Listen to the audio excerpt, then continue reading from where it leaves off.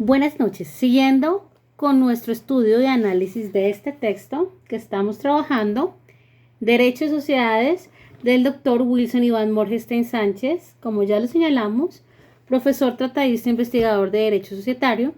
Seguimos analizando este texto para que sea de utilidad para los estudiantes de Derecho que quieren iniciarse en su estudio y lectura del Derecho Societario. El tema que abordaremos de este texto en este momento es la promesa de contrato. Y vamos a permitirnos señalar qué establece el texto acerca de la promesa de contrato. El doctor Wilson en su texto señala la promesa de contrato de sociedad que, como toda promesa de contrato, genera una obligación de hacer para que produzca los efectos que está llamada a producir, de los cuales el principal es obligar a los promitentes al perfeccionamiento del negocio jurídico societario.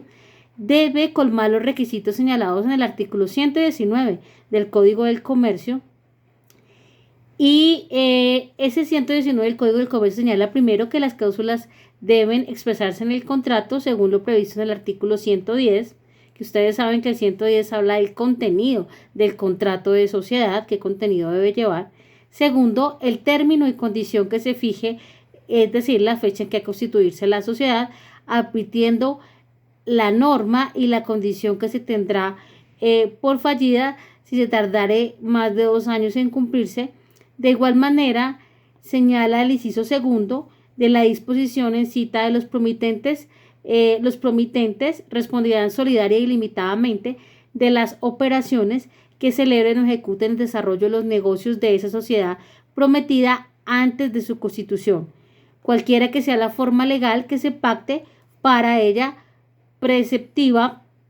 Resulta por demás lógica si recordamos que no es la celebración de la promesa, sino el perfeccionamiento del contrato de sociedad lo que hace surgir la persona jurídica distinta de los socios individualmente considerados que eventualmente asuman las obligaciones que genera el desarrollo de la empresa social. Entonces, como ustedes ya lo saben, por su derecho de contratos, aquí solamente se está prometiendo realizar un negocio jurídico que se llama sociedad, un contrato que se llama sociedad. En tanto, aquí solamente hay una promesa que lógicamente tiene unos efectos jurídicos, pero que los negocios que se efectúen durante esa promesa de celebrar la sociedad no indica que una sociedad como tal legalizada, legal, haya realizado el negocio. ¿Por qué? Porque ustedes saben que para que la sociedad exista jurídicamente, ya lo vimos, pues debe existir un contrato previo. Ese contrato debe estar registrado en la oficina de la Cámara de Comercio del domicilio principal, cumpliendo el principio de publicidad. En razón a ello, pues acá simplemente hay una promesa que debe cumplir unos requisitos como contrato de promesa, pero todavía no hay contrato de sociedad, y eso es lo que el doctor Iván sabiamente deja muy claro en el texto, con lo cual estoy totalmente de acuerdo. De esta manera puntualizamos el contrato de promesa de sociedad. Acto seguido a ello, y otro concepto importante que señala el doctor Iván en su texto, es el de promotores de las empresas. Ojo, aquí hay que tener una distinción importante, y es que siempre, en algunas ocasiones, los estudiantes confunden el gestor, el promotor, con la persona que hace el aporte industrial, dentro de una sociedad. Entonces es importante que hagamos diferenciación en este momento del promotor, y el doctor Iván lo aborda acá. ¿Qué es la promoción de empresas o qué es el promotor de empresa? El doctor Wilson nos remite al artículo 140 del Código del Comercio, que señala: son promotores quienes hayan planeado la organización de una empresa presentando los estudios técnicos de factibilidad. Dichos promotores responden solidaria y limitadamente a las obligaciones contraídas para constituir la sociedad, y si éstas no se perfeccionan, carecerán de toda acción contra presuntos constituyentes. Entonces, los promotores de esta manera llevan gestiones necesarias para constituir la compañía mercantil, es decir, para constituir la sociedad. Antes de constituirla, los promotores hacen todas las gestiones. Ellos sufragan los gastos indispensables para ese propósito de constituir la sociedad, redactan un prospecto de sociedad o de contrato y exponen la conveniencia de la actividad determinada, ¿cierto? Y los efectos de esa actividad. Elaboran un proyecto de estatutos, los cuales consideran ellos que deben regir a la sociedad futura, y también responden solidaria y limitadamente por las obligaciones contraídas, pero en la labor de la promoción. Es posible, entonces, señala aquí el doctor Wilson, que la labor de promoción culmine, o sea, termine en la creación de la compañía mercantil. El artículo 141 del Código del Comercio prescribe que en el correspondiente escrito de constitución se deben hacer constar las remuneraciones o ventajas que se le dieron a los promotores para compensarles los servicios justificados. Es decir, que ellos tienen la idea del negocio, hacen toda la gestión, comienzan a asesorar la creación de esa sociedad y deben tener una retribución por esa promoción del negocio. Primera, también pueden tener una participación en las utilidades líquidas y distribuir esa utilidad líquida entre ellos de acuerdo a lo que se haya pactado en los estatutos. Los promotores entonces no pueden remunerarse a través de bonificaciones o comisiones. Esto lo señala el doctor Wilson, citando a Narváez, citando al autor Narváez. Entonces, en ese orden de ideas, este es el papel de los promotores dentro de un contrato de sociedad.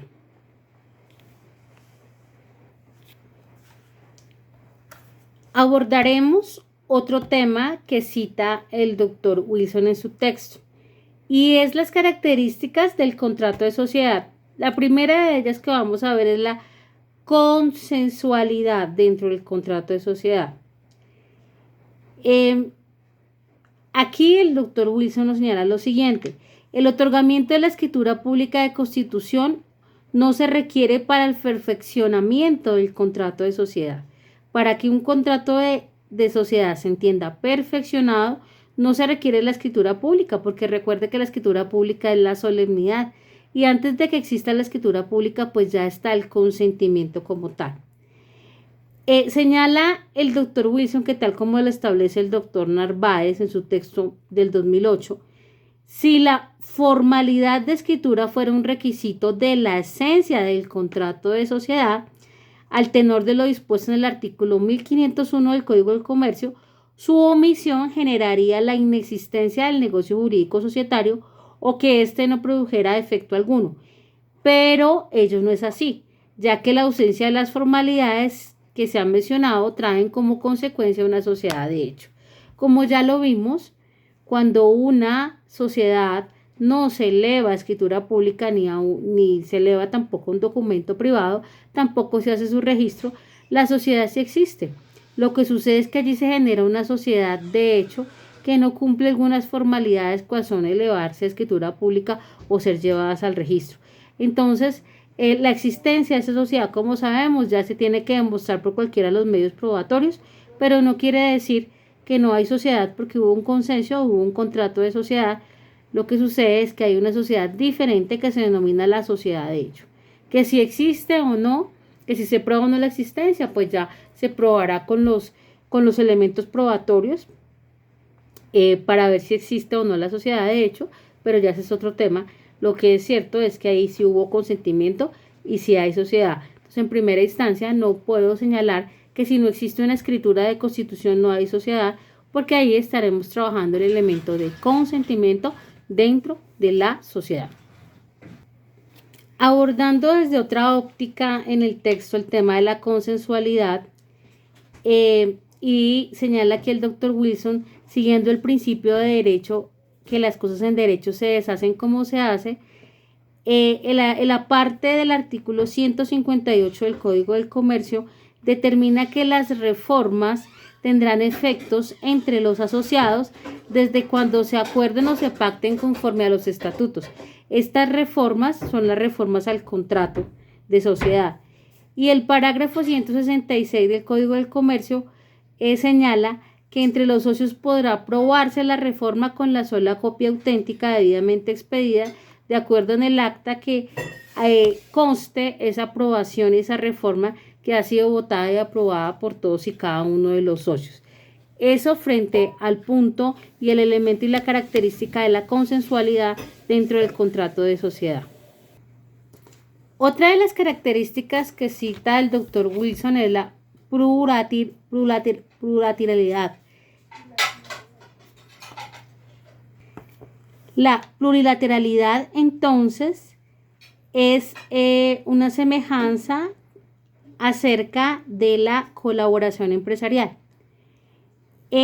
Señala el doctor Wilson en su texto que a pesar de que la SAS admite una unipersonalidad, es decir, como ya lo sabemos, que la sociedad SAS puede formarse con un solo socio, señala que el doctor Wilson que no es menos cierto que el perfeccionamiento de la mayoría de los contratos de sociedad intervienen dos o más personas.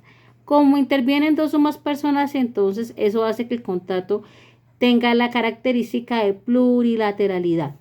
Por otra parte, al tenor de lo dispuesto en el artículo 903 del Código de Comercio, él señala que son contratos plurilaterales aquellos en los que las prestaciones de las partes están encaminadas a la obtención de un objetivo común. Tal y como sucede entonces en este caso, podemos decir en el contrato de sociedad. En ese contrato convergen la manifestación de la voluntad desde varios extremos contractuales que quieren tener una participación, colocan unos aportes, de esos aportes perciben una utilidad, ¿cierto? Y esa utilidad es distribuida proporcionalmente de acuerdo a los aportes, a las acciones que tenga cada uno de los socios. Entonces, eso hace que las voluntades de los contratos unas entre otras, aquí haya esta característica de que sea plurilateral el contrato de sociedad. Otra característica que establece el texto del doctor Iván es la onerosidad y señala que en el artículo 98 del Código del Comercio todos y cada uno de los asociados se obligan a hacer un aporte en dinero, en trabajo o en otros bienes apreciables en dinero, con el fin de obtener una participación de las utilidades obtenidas con ocasión del desarrollo de la empresa social. Como ya hemos visto, aquí no sucede como en la fundación que se hacen unos aportes, pero que esos aportes no están determinados para tener una distribución de utilidad entre las personas que conforman la fundación. En la sociedad, los socios o accionistas sí colocan un aporte para tener una utilidad que más adelante será distribuida entre cada uno de los socios o accionistas. En razón a ello, el contrato de sociedad es un contrato oneroso. La siguiente característica que señala el texto del doctor Iván es la característica de la ejecución sucesiva continua. Entonces, este contrato, señala el doctor Wilson, en este contrato se deben cumplir las prestaciones a cargo durante todo el decurso de la persona jurídica societaria. Desde que inicia la constitución y nace la vida jurídica la persona de sociedad, entonces se cumplen unas prestaciones en el tiempo y por eso ya sabemos nosotros por nuestro derecho de contratos que el contrato es de ejecución sucesiva o continuada. Otra de las características que establece el texto frente al contrato de sociedad es la conmutatividad del contrato de sociedad. ¿Por qué es conmutativo? Señala el doctor Wilson que porque cada uno de los asociados conoce la obligación a su cargo y a favor de la compañía. Esta prestación de la conmutatividad dentro del contrato de sociedad consiste básicamente en un aporte en dinero u otros bienes apreciables en dinero, la cual debe ser equivalente a un número de alicuotas de capital social que recibe el asociado, el cual a su vez determina por regla general su participación en las utilidades que reporta de cada ejercicio social. Entonces, en cada ejercicio social, de acuerdo al aporte, ya sabemos que haga cada uno de los socios accionistas, tendrá derecho hacia un paquete de acciones o un paquete de aporte y a su vez esto le va a generar una utilidad. En razón a ello, hay unas prestaciones que él cumple para el contrato de sociedad, pero son retribuidas en utilidad. Por eso es conmutativo el contrato, porque se conmutan las obligaciones y las prestaciones. Y por último, la última característica que establece el texto es de aleatoriedad en la ejecución. La aleatoriedad en la ejecución del contrato de sociedad. ¿Por qué? Señala aquí el doctor Wilson que en el momento en que se perfecciona el contrato de sociedad, los asociados no pueden estimar los resultados patrimoniales que les reportará su participación en la empresa social. Y esto es cierto porque la característica del alia dentro de cualquier contrato y en el contrato de sociedad es que los socios, aquí los accionistas hacen unos aportes, hacen unas inversiones y que a pesar de que desde el comienzo se les haga un estudio de negociar a esas inversiones, no está del todo por ciento garantizado que al final del ejercicio contable vaya a aparecer una utilidad. Puede ser que suceda un imprevisto que haga que haya una pérdida para el accionista, para el socio. Por eso es aleatorio. Lógicamente se hacen todos los estudios de negocios para poder hacer buenos negocios dentro de la sociedad. No obstante, ello no quita la característica que puede darse de que el contrato sea aleatorio.